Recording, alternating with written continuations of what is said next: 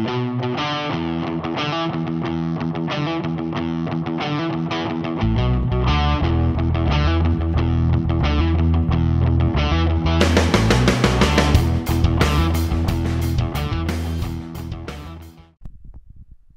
guys, Pala here with a little special treat for you today. I managed to get a friend of mine, a very talented cartoonist and super smart lady, Lucy Bellwood, on a call to talk about self-talk and her new book called 100 Demon Dialogues. So let's jump into the conversation. Hey Lucy, this is Pala. I know you're on tour right now. I just wanted to get you on a call and talk about this new book of yours, 100 Demon Dialogues. Could you tell us what that's about? Hi, Pale. Thanks for talking with me. So 100 Demon Dialogues is a collection of comics that I drew in 2017 over the course of 100 days, one comic per day, and it's all about learning to live with an inner critic. I think all artists have this little voice that tells them that they're no good and that their work is a sham and that everything that they've done it doesn't count, their accomplishments are worthless, all of that stuff. A lot of people deal with that, and this is the culmination of a project, an idea I've kind of been mulling over for the last decade, if you can believe it. And it eventually became this collection of comics, and so I drew 100 of them in 100 consecutive days and did a Kickstarter campaign on day 100 to publish the finished collection as a book, and now I'm touring the country with it.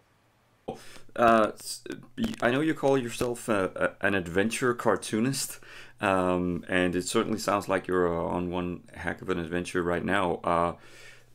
So, what is the plan with this tour? Where are you? Where are you right now? I'm calling from Ojai, California. I've made it all the way across the country and down the East Coast over the last 8 weeks. I think it's been 8 weeks since I left home. And I'm working my way down through California and then heading over to Texas and Colorado, then out to England, back to Portland, over to Boston, and then I think I call it quits. So this tour will have lasted June, July, August, September, half of October. It's a doozy. Yeah, wow, that sounds like it. So, if people wanna meet up with you, where can they find the tour dates? If people want to meet up with me, they can find tour dates on my website at lucybellwood.com. And there's also a whole tour list on Facebook. My Facebook page is facebook.com/baggywrinkles, BAGGYWRINKLES. And there's, a whole list of different Facebook events for every tour stop if you're a Facebook aficionado. Yeah, I wouldn't call myself an aficionado, but I would certainly link to the things you mentioned here. So about the book and the Demon Dialogues, what is it about us artists and our self-talk? Why are we so rough on ourselves? I think creators work in a weird vacuum where we are asked to be both massively egotistical, right? In order to create anything that Right. is going to make its way out in the world, you have to believe in what you're doing enough to show it to other people and stand by it. But then we're also relentlessly self-critical because that's what drives creative betterment. That voice that is telling you that your work isn't good enough is kind of useful. I hesitate to say that because it's it feels bad to invite any of that negativity into your life, but the fact of the matter is that if you just blithely accepted that the first drawing you ever did was the best thing you'd ever done and ever would do, you wouldn't improve as a creator. Sure, so yeah. Partly that voice is a really helpful part of our creative process. It's just, it can get out of control. You know, like anything, it's meant to be held in balance with the rest of our creative self. Very true. So you and I originally met at Periscope Studio in Portland. I just recently heard that's changed its name now. It's called Helioscope. But are you still based there, or? Like I said, I'm on the road for the rest of the year, so it feels a little weird to say that I'm still based in Portland.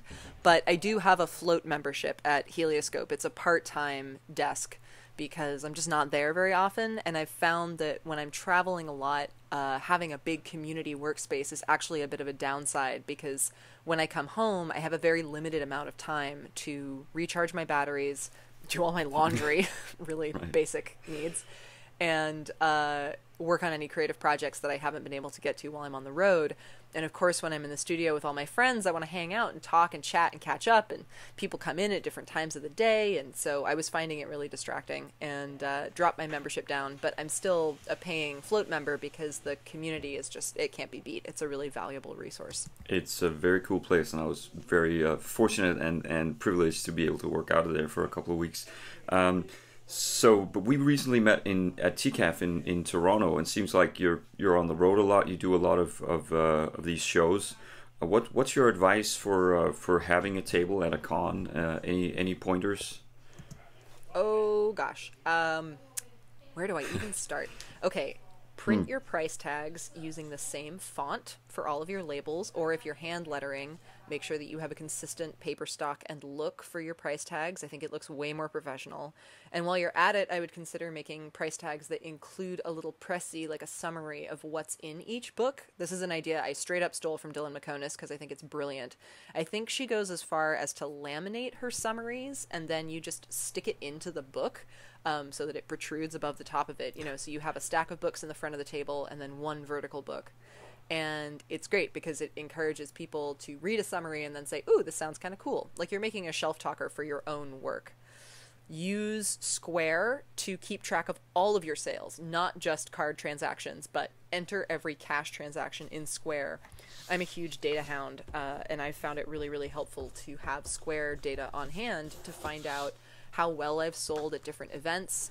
If I'm going back to a convention for the second year and I don't remember how many copies of a book I sold, I can open up Square, pull up a custom report, and it'll tell me in minutes how many copies of a particular book I sold at Emerald City Comic Con in 2015 on a Saturday versus a Thursday versus a Friday. It's also really helpful for kind of estimating how many copies you should allot per day as well. Or how much you sell at different times of the day, too. That's another one. Like, you might find out that you don't sell any books after 5 p.m. and the show goes until 7. And so, like, you could pack up early if you wanted to. What else? Gosh, have items at a variety of price points so people can take something away from your table. If you're doing commissions, put up a sign that says so and includes some pricing options, because I think people just don't know if you don't tell them. Everyone at a convention visually is very overwhelmed, so it's the equivalent of like dropping many IQ points. Just make it really, really easy for people. And practice your table layout at home. Like, lay everything out, figure out how your stands are going to work. If you want to get ideas for how to set up your table, just go to a convention as an attendee and walk around and see what other people are doing. It's really useful to just steal flagrantly from other people's good ideas. Right. There's also a great blog called How to Be a Con Artist, and I think that's a Tumblr. So it's howtobeaconartist.tumblr.com. Let me see if I'm getting that right. Yeah, and it's a really huge database of information about producing merch, setting up your table, applying for panels, doing all that stuff. So really good resource to know about. Cool. I'll link to that as well. And if you could give one piece of advice, not con related, but just in general to aspiring comics creators, what would that be? My biggest piece of advice for newer creators is to invest in your community.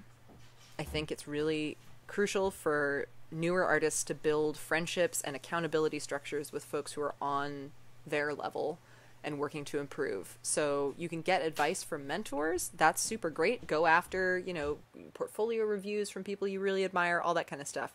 But your peers are the network who will lift you up as you all rise in your respective careers.